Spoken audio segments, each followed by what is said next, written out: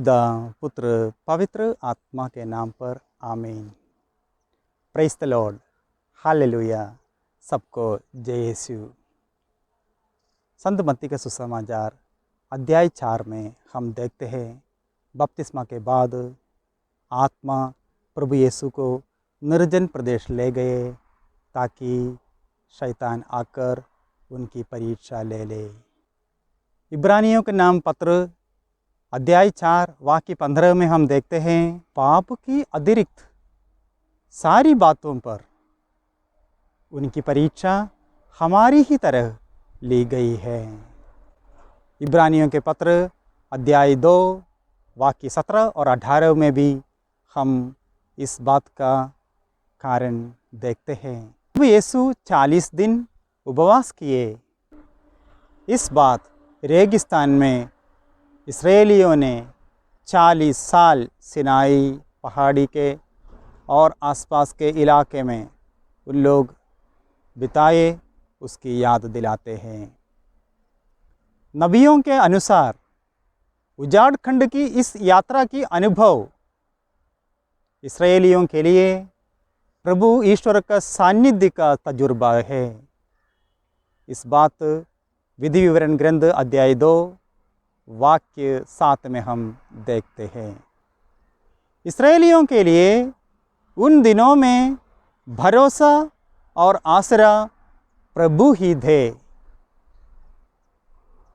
प्रभु यीशु का उपवास और परीक्षा हमें दूसरी एक बात याद दिलाते हैं। एलिया नबी 40 दिन 40 रात उपवास किए। इस बात हम देखते हैं राजाओं के पहला ग्रंथ अध्याय 19 वाक्य 18 में। तीसरा घटना बाइबल में पुराने विधान में हम देखते हैं मूसा सीनाई पहाड़ी पर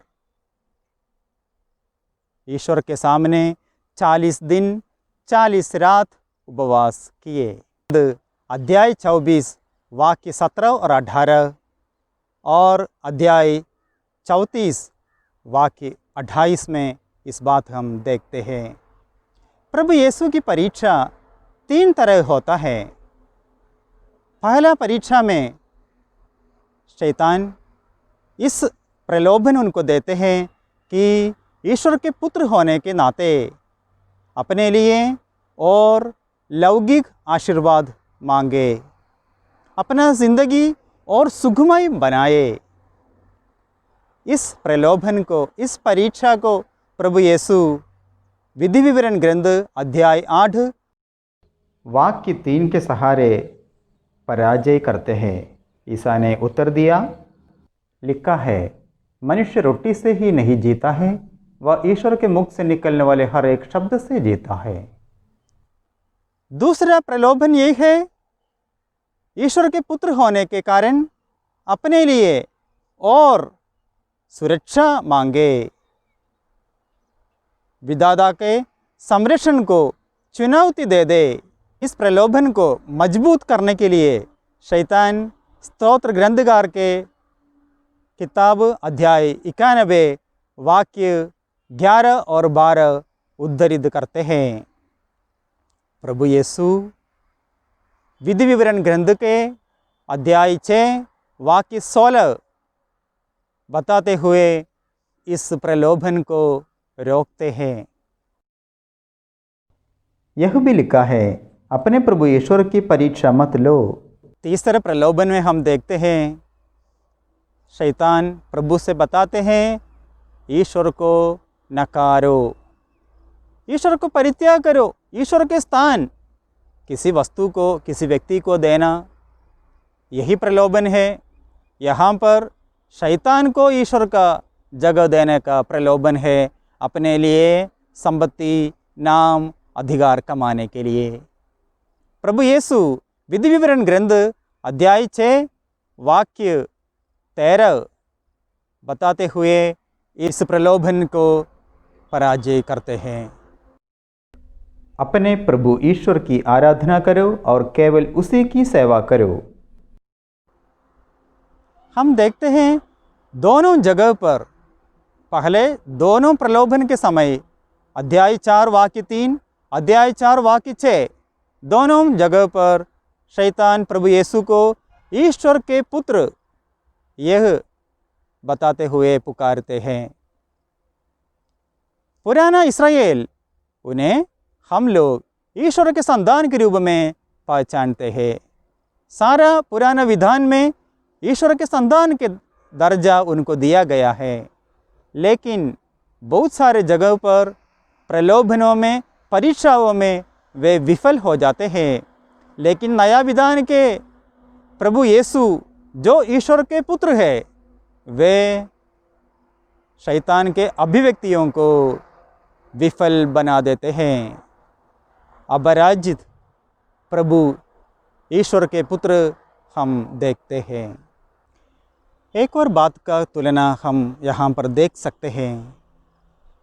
प्रभु यीशु को तीसरा परीक्षा में परीक्षक एक पहाड़ी पर खड़ा करता है। अध्याय 4 वाक्य 8 में हम इस बात देखते हैं। लेकिन प्रभु यीशु उस परीक्षा पर विजय पाते हुए ईश्वर को त्यागने का परीक्षा का पूर्ण तरह हराते हुए ईश्वर की आज्ञा मानकर अपना ज़िंदगी आगे बढ़ाया। क्रूस लेकर अपना जीवन त्याग दिए, अपने आप को निछावर करके क्रूस मरण तक आज्ञाकारी निकले। इसलिए सबसे बड़ा नाम उनको दिया जाता है। संत मत्ती के सुसमाचार अध्याय 28 वाक्य 16 से 18 तक हम देखते हैं, प्रभु यीशु जो पुनरुत्थित है वे एक पहाड़ी पर अभी खड़ा है। वे बताते हैं अपने शिष्यों से, मुझे स्वर्ग में और पृथ्वी पर सारा अधिकार मिला है। शैतान जितने अधिकार नाम उनको प्रॉमिस किया था, उससे बढ़कर बहुत बड़ा अधिकार, सारा अधिकार प्राप्त करते हैं प्रभु यीशु आज्ञाकारी बनकर। क्रिस्तियों के लिए इस बाइबल का भाग बहुत ही महत्वपूर्ण है, क्योंकि हमारे ज़िंदगी में भी उजाड़ खंड की यात्रा की तजुर्बा होता है। बहुत समय ऐसा होता है, हमारा भी परीक्षा लिया जाता है। ज़िंदगी में इन परीक्षाओं में विजय पाने के लिए हमको बपतिस्मा का सहारा चाहिए, पवित्र आत्मा का प्रेरणा चाहिए। मैं 3 प्रश्न आपसे पूछना चाहता हूँ। पहला प्रश्न ये है, पाप के अतिरिक्त सारी बातों में प्रभु यीशु की परीक्षा ली गई है हमारा ही तरह। इस बात हम पवित्र बाइबल में कहाँ देखते हैं? दूसरा प्रश्न ये है, दूसरा परीक्षा रोकने के लिए प्रभु यीशु विधि विवरण ग्रंथ से कौन सा अध्याय, कौन सा वाक्य का इस्तेमाल करते हैं? तीसरा प्रश्न ये है, पहाड़ी पर खड़े होके पुनरुत्थित क्रिस्त अध्याय 28 वाक्य 18 में क्या बताया? आप लोग उत्तर लिखें, एक साथ कमेंट्स बॉक्स में लिख के सेंड कीजिए। प्रभु का आशीर्वाद हम सभी लोगों के साथ रहे। अगले एपिसोड में मिलते हैं। सबको जय यीशु।